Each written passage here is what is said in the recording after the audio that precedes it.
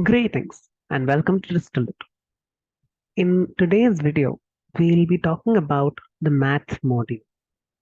So, whenever we talk about problems in science and engineering, there are a lot of mathematical functions that we use to solve such problems.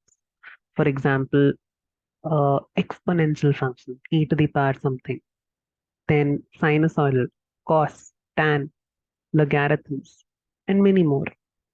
So, in such cases, uh, Python provides you the math module from where you can directly import these functions and use them in your code. So let's start with the math module. So in order to use the math module or any module in a Python program, first of all, you need to import that module. A module is a set of multiple functions that you can use in your program directly once you import that module. So later on in the series, we'll also talk about modular programming, where you can build your own modules, you can code your own modules, and in your original Python codes, you can import those modules and use them. However, for now, let's just start with importing the inbuilt modules in Python. So we start with the math module. So whenever you need to use a module, the first step is to import it in your program. So for that, we'll use the import function, the import command. So we use the import and then we'll give a space and write the name of the module that we are wanting to import. In this case, I write maths. So this imports the math module in my code. Now, if I want to use a specific function within this math module, I can simply use that by writing math dot function. So in place of function, you're going to write the name of the function. So for example, if I want to find e to the power something, so for that, the function is exp. So I'll write math.exp and then e to the power something. So that something is the variable and that variable holds a particular value. So for example, if we want to calculate e to the power 5, so we'll write math.exp 5 over here. And as we do that, we get the result 148.4. That is e to the power 5. Similarly, if we want to calculate sine of an angle, so we'll write math.sine and let's say the angle 100. Remember, this angle that is given over here as an argument is actually an angle in radians. So you must make sure that whatever angle you're providing over here should be in radians. So math.sine 100 gives you the answer for sine 100 radians, which is minus 0.5. All right. We can also have the value of pi from the math module. We can simply write math.pi and that gives me the value of pi. I can store this value of pi in some variable, let's say p. I can say p is equal to math.pi and now p is the value of pi. And then I can use this wherever I want to use the value of pi. So for example, if I want to calculate sine pi by 2, so I'll just write math.sine pi by 2 and that gives me 1, right? Similarly, there are many other functions. I will talk to you about a few functions in this video, and as we'll be learning more and more codes, we'll be learning other functions with the problems that we solve. So I already mentioned the exponential function, which is math.exp, and e to the power whatever number you're wanting to find, e to the power whatever number. So for example, I want to calculate e to the power minus 2. So it will give me a result like this. Then we have the sine, cos, and tan function. After that, we can also find the logarithm of a number. So if I want to find, let's say, natural logarithm of 5, so in that case, I'll just write math.log 5 and it will give me the natural logarithm of 5. I can also calculate the logarithm of a number with respect to a particular base. using the same function. So for example, I want to calculate logarithm of 10 on the base 2. So I can do that by saying math.log 10 and the base I'll put as 2. So 10 comma 2, math.log 10 comma 2 implies log of 10 on the base 2. So this is the result I'll get. Suppose I want to calculate log of 49 on the base 7. So I'll do this and that gives me the result, right? Similarly, uh, we also have inbuilt functions for calculating a logarithm on the base 10 and a logarithm on the base 2. So if I want to calculate the log of a number, say 1000 on the base 10, so either I can write this or I can simply say this math.log 10. So log 10 is actually an inbuilt function which directly calculates the logarithm of the argument on the base 10. So that gives me this value. Similarly, I have another inbuilt function for a logarithm on the base 2. So for example, I want to calculate the logarithm of 16 on the base 2. So I'll type math.log 2, 16, and that gives me 4, right? We can also calculate the square root of a number using the math module. So I did not mention to you in the basic operations video how to calculate the power of a number. So let's say I have a variable a, which I give the value 5. Now I want to calculate a square.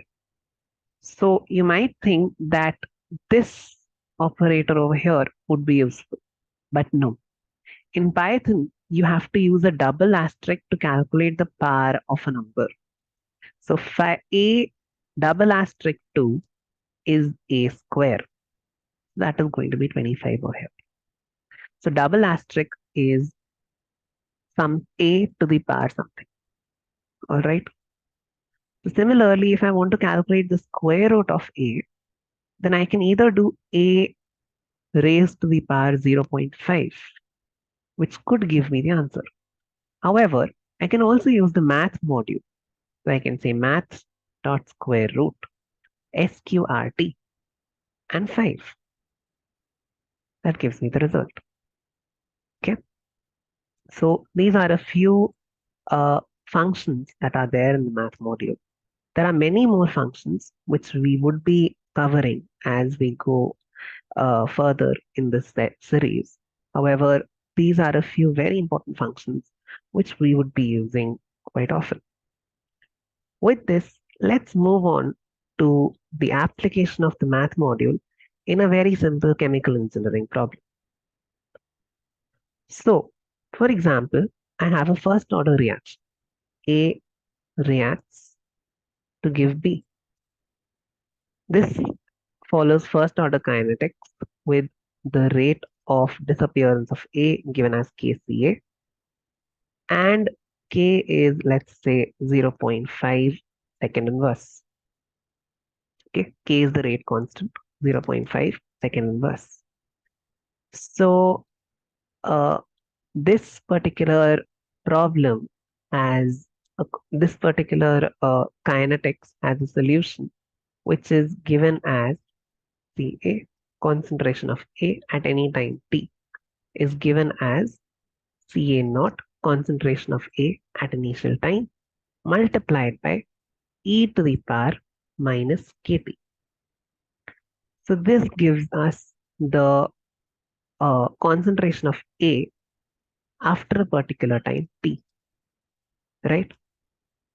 Similarly, if we want to find out the the time after which the concentration of A reduces to a particular value, for that we can manipulate this equation by taking a natural logarithm both sides, and we'll get t equals to 1 upon k natural logarithm of Ca naught by Ca. So this tells us the time taken for the concentration of A to reduce to Ca, right? So we are going to apply both of these cases over here in this code.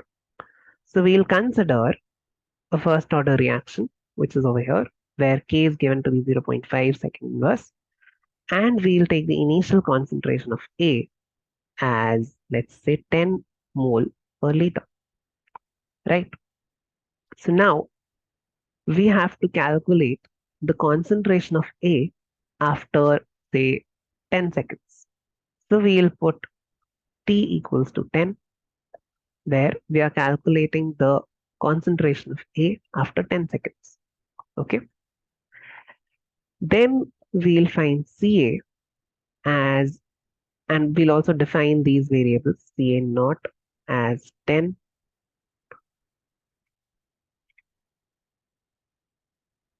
K as 0.5, and then we'll go ahead and calculate the concentration of A using the first formula. So we'll do that by saying Ca is equal to Ca naught. Now, if you see, we have to use the exponent term over here. So for that, we'll first of all import the math module. Remember, whenever you're using a module, you just need to import it once in your program.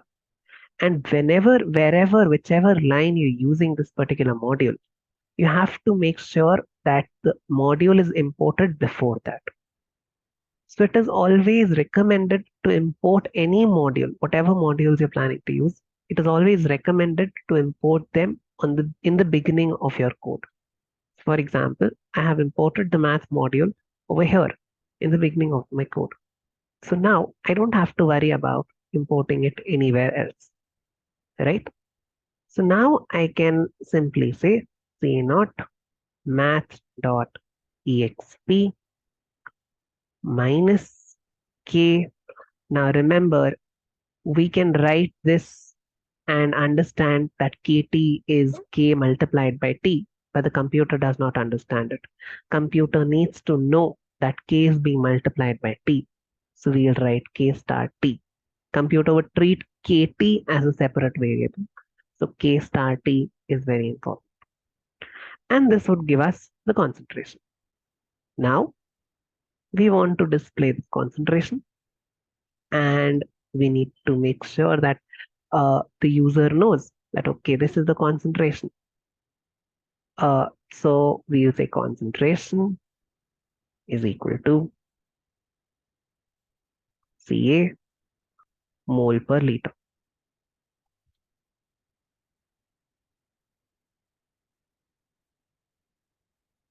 We can save this.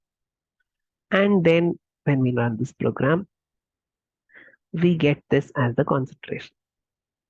All right. Now we can also make the program more user friendly by using the input statements as we discussed in the previous video. So over here, instead of taking time, instead of giving the time ourselves, we can take time as an input. We can say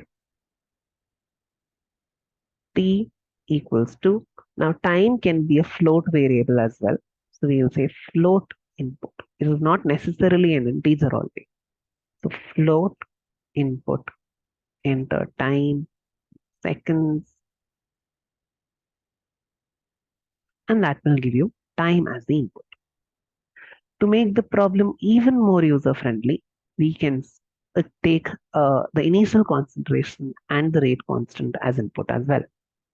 So we'll say float input, enter initial concentration,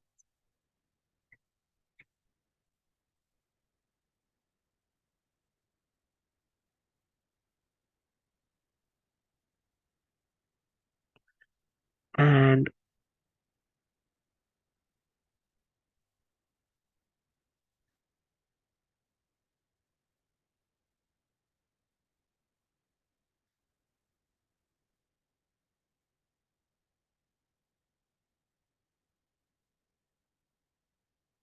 all right, and that then based on these inputs, we'll display the results. So if we run this code, we'll first of all input the time, then the initial concentration, let's say 100, and the rate constant as 0.5. That gives us the final concentration over here. All right. Now, uh, this was the first problem where the time was given to us and we could calculate the concentration at that time. Let's say now the concentration is given to us and we need to find the time it takes to reach that concentration. So for that, we are going to define another variable CAT, concentration at time t, and we'll again ask the user for input.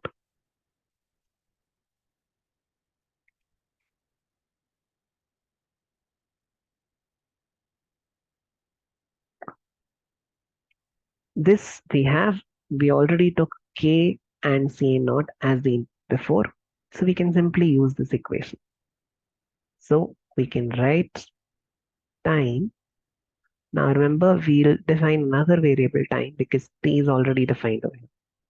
So time is equal to 1 by K multiplied by CA naught, multiplied by maths dot logarithm, the natural logarithm, CA naught by CAT. So now we have just typed this equation over here. So as you see, it's not that hard to solve these equations using a code. You can simply type these equations as you're writing them. Just a few syntax issues here and there, that's it. So you just need to be familiar with these things for starting your program, starting your journey as a programmer in the field of chemical engineering. And with practice, you'll get better at all of these things. So now we'll print the time, and that's our code. So let's say we have again time as 10 seconds, 100, 0.5. Now let's say we want to check that, okay, is this actually true when we have this concentration? Is the time actually 10 seconds? So we'll input this as the concentration and see the time, and the time comes out to be 10 seconds. So yeah, this is a good exercise and a good example where you can apply the math module to chemical engineering. Of course, this is one of the many examples where you'll be using the math module. But yeah, it's good to start with. So hope you could understand this problem. Another thing about modular programming that you could use in your codes is not importing the entire module, rather importing just a few functions. For example, in this code that we wrote, we used only the exponential function and the logarithm, the natural logarithm. So instead of importing the entire math module, it would be easier for us to just import the exponential function and the logarithm function. So for that, instead of importing this entire module, we could just indicate that from the math module, for that we use the from command. So from math module, we just want to import the exponential function and the logarithm function. So you have not imported the entire module, rather just two functions from that module. And when you're importing just two functions from this module and not the entire module, you do not need to write math dot over here. You can just write the function name. For example, over here, I have imported math dot, I have imported exponential function and the logarithm function. So I'll just write exp over here. Similarly, I'll just write log over here. And that would give me the same result.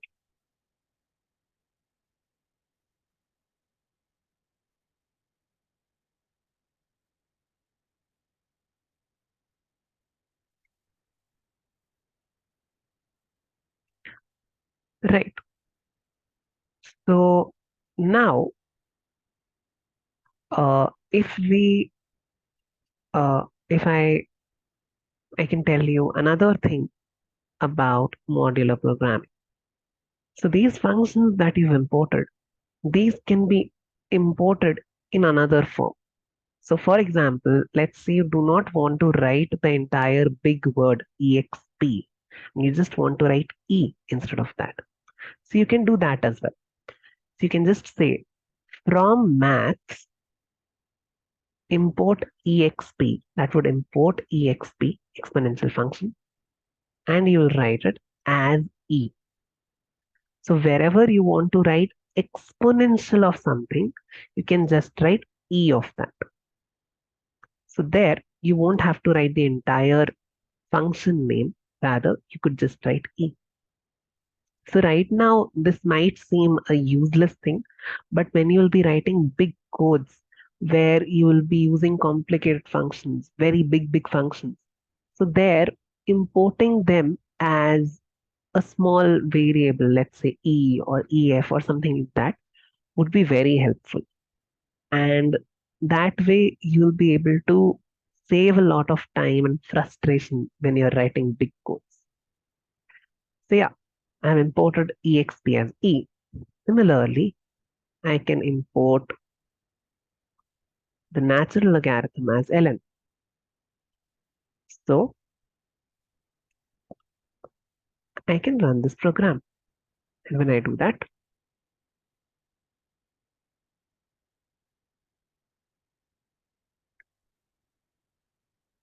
I'll get the results. Right? So this is another thing that you can explore in modular programming. So now, after these three videos, I hope you're clear with the basic operations that you can use in Python and the use of the math module. You can also take an input from the user, display an output to the user. So these basic fundamental things you can do in Python. Now you can also try your self-assessment where you can actually assess your programming skills, whatever you've learned so far. I would obviously not be able to give you codes to write down because it's not possible to check it in the form of uh, an MCQ or something. But yeah, I have given a few problems where I have asked you for an output of a program or a few simple commands in the program. So you can try out the self-assessment test to see if you're understanding whatever has been delivered in the past 2, 3 videos. So based on that, you can proceed further to learn more, or else you'll have to see those videos again. Please let me know in the comment section if you have any other problems. Thank you.